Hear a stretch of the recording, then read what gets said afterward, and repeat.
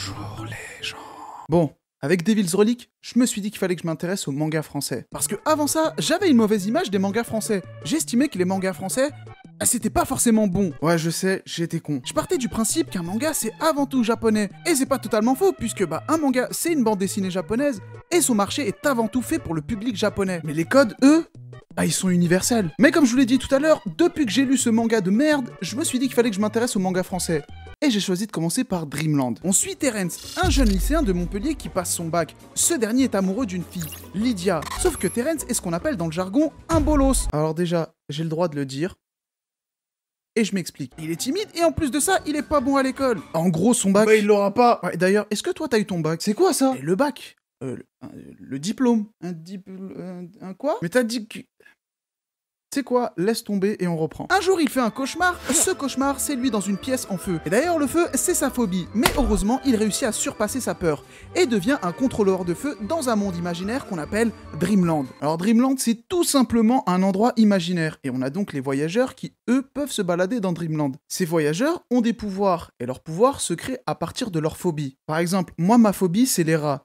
Si j'étais dans Dreamland, j'aurais eu une armée de rats. C'est un pouvoir vraiment nul. Genre moi, tu vois, j'ai un poisson sur la tête. Genre j'aurais kiffé contrôler des poissons.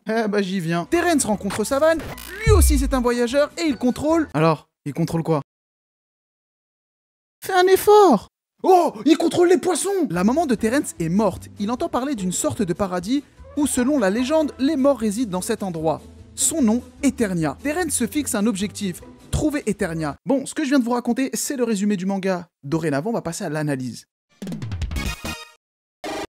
Je vais vous parler de l'auteur du manga, Renaud Lemaire. J'ai volontairement pas regardé ses interviews, ni lu ses interviews qu'on pouvait retrouver à chacun de ses tomes. Tout simplement parce que, comme je vous l'ai dit dans la vidéo sur Devil's Relic, un manga, c'est aussi son auteur. Et par moments, une œuvre peut être très personnelle.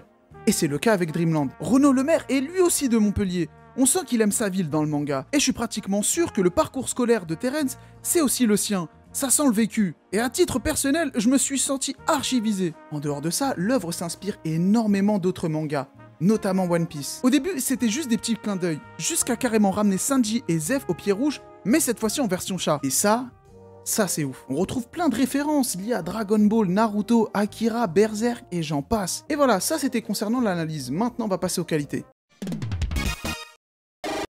Alors pour les qualités, on va commencer par le style graphique. J'ai tout de suite été pris par le style graphique du manga. Ensuite, on a l'univers du manga.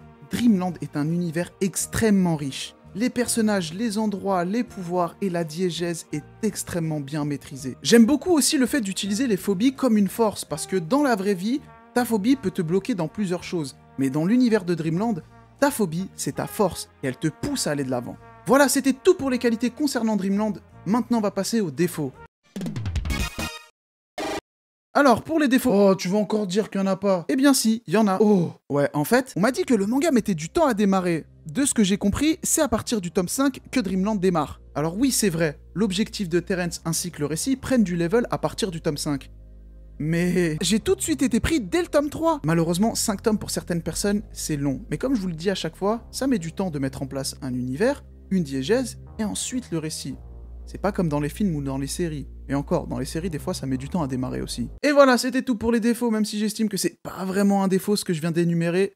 Mais maintenant, on va passer à la conclusion. Bon, je pense que vous l'avez remarqué, mais j'ai beaucoup apprécié Dreamland. Pour l'instant, j'ai lu que les 10 premiers tomes, et j'ai envie de découvrir la suite. L'univers, les personnages, les enjeux, c'est ce qu'on retrouve dans un One Piece, par exemple. Et d'ailleurs, en lisant Dreamland, ça m'a énormément rappelé la première partie de One Piece. Mais pas parce que c'est de la copie, mais tout simplement parce que Dreamland possède quelque chose de gigantesque.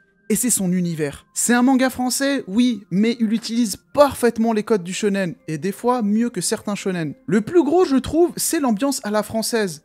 Le fait que l'univers se passe en France, et plus particulièrement à Montpellier, force le lecteur à se projeter dans l'univers et ainsi à plus facilement s'identifier aux personnages. Bon alors j'ai pas lu tous les mangas français, mais Dreamland est potentiellement le meilleur manga français. Il a une grosse fanbase qui dépasse même la France. Et en faisant mes recherches, j'ai rencontré des gens qui étaient des fans hardcore du manga. Et en fait, c'est comme moi avec Dragon Ball, ou comme toi avec One Piece, ou comme toi avec Naruto. Dreamland, c'est un bon manga. J'irai même plus loin, c'est un excellent shonen. Au final, est-ce que je vous conseille Dreamland? Franchement, non, laissez tomber. Vous avez vu toutes les qualités que j'ai dit pour le manga?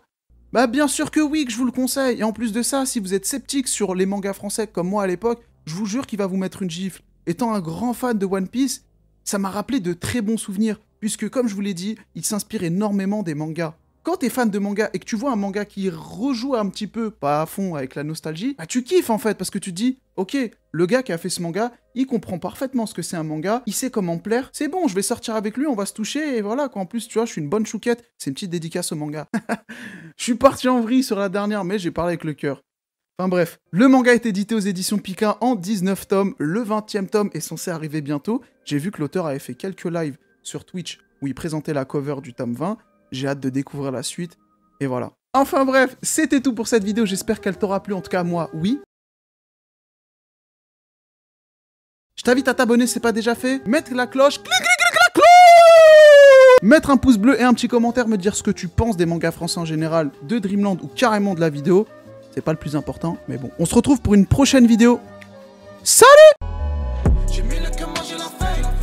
Au Japon, elle me dit hey. Je suis décalé, ouais, j'ai la flemme. J'ai la faune et la flore et le flair. J'ai le niveau, j'ai le flow. Plus rien à perdre, plus rien à perdre. Encore en vie, mais je suis mort. Gros, c'est la merde, donc je vais rapper, je m'étonne pas. Tous ces millions, ça m'entend pas. Elle me trouve mignon, donc je la baisse. Tous ces câlins, moi j'en veux pas.